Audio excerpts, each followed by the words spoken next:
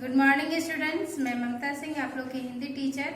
और आज हम लोग हिंदी पार्ट 1 पढ़ेंगे, जिसमें हम लोग कक्षा 7 का चैप्टर 6 पढ़ेंगे। ये कविता है जो सुभद्रा कुमारी चौहान के द्वारा लिखा गया है। कवित्री ने इस कविता में मात्र सुख माँ के अंतर कथा का वर्णन किया है कि कैसे एक माँ का हृदय कितना विशाल होता है, उसकी कोई सीमा नहीं होती। इस कविता के द्वारा हम जानने का प्रयास करेंगे। देखेंगे व्हाइट बोर्ड की ओर। कविता का नाम है गोदी की शोभा। माँ की गोद की शोभा क्या होती है, उसके बच्चे। आइए इस कविता में हम वही पढ़ेंगे। यह मेरी गोद की शोभा, सुख सुहाग की लाली। यह मेरी गोद की शोभा कहने का अर्थ है एक स्त्री की गोद की शोभा उसके बच्चे होते हैं, जो उसका सुख होता है जीवन का। सुहाग यानी जो उसका विवाहित जीवन होता है, उसकी लाली। या लाली के कहने का अर्थ है यहाँ पे खुशियाँ। जो खुशी तभी मिलती है जब उसके गोद में खेलता हुआ बच्चा रहे।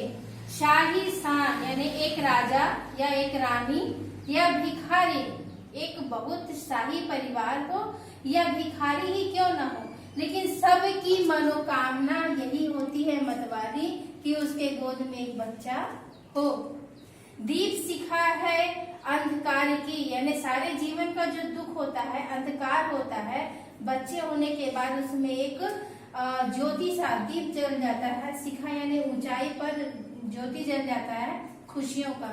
बनी घटा की उजियारी, जब काली घटा छा जाती है तो जिस तरह उसमें सूर्य प्रकाश देता है, उसी तरह बच्चे माँ के जीवन में उजियारा देते हैं।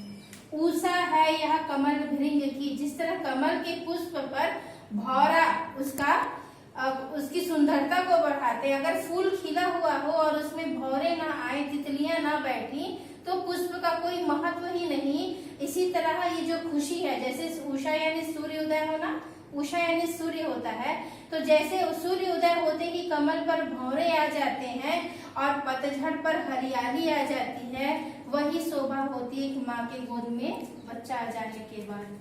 सुधाधार यह नीरस दिल की, जिसका जीवन ही नीरस हो गया हो, दुखी हो गया हो, किसी सुख से भरा हुआ ना हो, कोई जिसके जीवन में नीरस यानी बिना रस का जिसका जीवन हो, कोई खुशियां ही, कोई भाव ही ना हो, उसके जीवन में भी अमृत, सुधा यानी अमृत बनकर जब कोई बच्चा आ जाता है तो यह अमृत बनकर उसका जीवन खिल जाता है। मस्ती मगन तपस्वी की, जैसे जो तपस्वी अगर तपस्या करता है और वो अपने भगवान की ओर ध्यान देता है तो मस्ती में मगन होकर तपस्या दिन रात करते रह जाता है। उसी तरह जब माँ के गोद में बच्चे आ जाते हैं या बच्चा आ जाता है तो उसका जीवन भी तपस्या बन जाता है। जीवित ज्योति नष्ट नयनों की, जीवन का सारा सुख जो है उसके जीवन, उसके नयन यानी उसकी आंखों के सामने जो सबसे बड़ा सुख होता है वो उसके बच्चे हो जाते हैं। और सच्ची लगन मनस्वी की, जो मानवों का सबसे बड़ा सच्चा सुख होता है वो उसके जीवन में उसके बच्चे ही होते हैं। बीते हुए बालपन की यह क्रीड़ा पूर्ण वाटिका है। मनुष्य खुद स्वयं पुरुष या स्त्री हो, जब खुद छोटे थे तो जो बालपन उन्होंने किया यानी बचपन में जो क्रीड़ाएं की, उसी क्रीड़ा को खुद स्वयं बैठकर अपने बच्चों में वो देती है। और यह क्रीड़ा का जो छोटा सा बगीचा, पूर्ण वाटिका यानी बगीचा, और पूर्ण यानी पूरा तभी होता है जब उसके जीवन में कोई छोटा बच्चा आता है।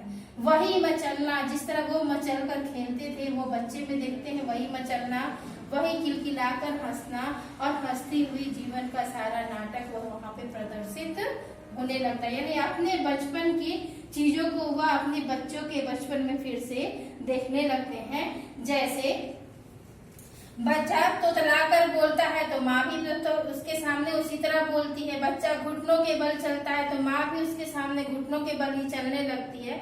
यानी अपने बच्चे में माँ अपना बचपन पूरा देखने लगती है। इसी तरह ये पूरा नाटक जीवन का उसके सामने दोहराने लगता है। मेरा मंदिर मेरा मस्जिद, काबा काशी या मेरी, यानी माँ के लिए उसके बच्चे, एक माँ के लिए उसका बच्चा जो है वो पूरा मंदिर है, यानी कि भगवान के रूप में है। मतलब मेरा मंदिर मेरा मस्जिद, उसे कहीं जाने की जरूरत नहीं है, न काबा न काशी न मंदिर न मस्जिद, क्योंकि सारा जो है उसका मंदिर मस्जिद उसके बच्चे ही हैं। पूजा पाठ ध्यान जप तप है, यानी सब कुछ जीवन का जो पूजा है, ध्यान लगाना, जब करना तब करना, या सब कुछ जो है उसके घट घट वासी या मेरी यानी सब चीज वो उस बच्चे में ही देखती है। क्योंकि जिस तरह लोग ध्यान लगाकर जब करके तब करके प्रभु की पूजा करता है, इसी तरह एक माँ जब अपने बच्चे को पालती है तो उस बच्चे का भी वो पूरा उसी तरह से ध्यान रखती है। रात भर उसके लिए जगती है, रात भर बच्चों के लिए तपस्या करती है, सारा दिन उसके ऊपर ध्यान लगाती है, यानी सारा मंदिर मस्जिद में जाके जो जितना कार्य कर सकती है वो सब वो अपने बच्चे के लिए कर लेती है। कृष्ण चंद्र की किरणाओं को यानी कि कृष्ण जो अपने आंगन में खेलते हैं, और बड़े बड़े लोगों ने जिस तरह कृष्ण की क्रीड़ा का, श्री रामचंद्र की क्रीड़ा का वर्णन किया है, ऐसे घर घर में ही राम और कृष्ण के छोटी छोटी क्रीड़ाओं को देखा जा सकता है। हर घर में कृष्ण है और हर घर में राम है। हर बच्चा, क्योंकि बचपन में कोई भेद नहीं होता, बचपन में कोई लालच नहीं होता, तो उन सब की क्रीड़ाओं को लोग माँ अपने घर में देख सकती हैं। कृष्ण चंद्र की क्रीड़ा यानी कृष्ण जिस तरह बचपन में खेलते थे उसी तरह हर बच्चा अपने बचपन में खेलता, और ये खेलते हुए अपने आंगन में माँ उसको देखती है। जिस तरह कौशल्या के मात्र मोद, कौशल्या किस तरह कौशल्या जब श्री राम के चंद्रमा मांगने पर कौशल्या जितना प्रसन्न होती है राम पर कि मेरा पुत्र किस तरह से चंद्रमा को खिलौना समझकर मांग रहा है मुझसे और प्रेम कर रहा है, वैसा ही प्रेम हर माँ अपने बच्चे से करती है। कौशल्या की तरह वो अपने बच्चों से प्रेम करती है, क्योंकि हर छोटा बच्चा अपने बचपन में चांद को मांगता है, चांद को देखकर खेलता है, को अपने मन में उसको देखता है, लिखता है। प्रभु ईसा की क्षमाशीलता, एक माँ का जो हृदय होता है ईसा मसीह की तरह उसके हृदय में सबके लिए क्षमाशीलता, यानी अपने बच्चे की किसी गलती, चाहे वो कितनी बड़ी गलती क्यों ना हो, छोटे से लेके बड़े होने तक वो हर गलती को क्षमा कर देती है।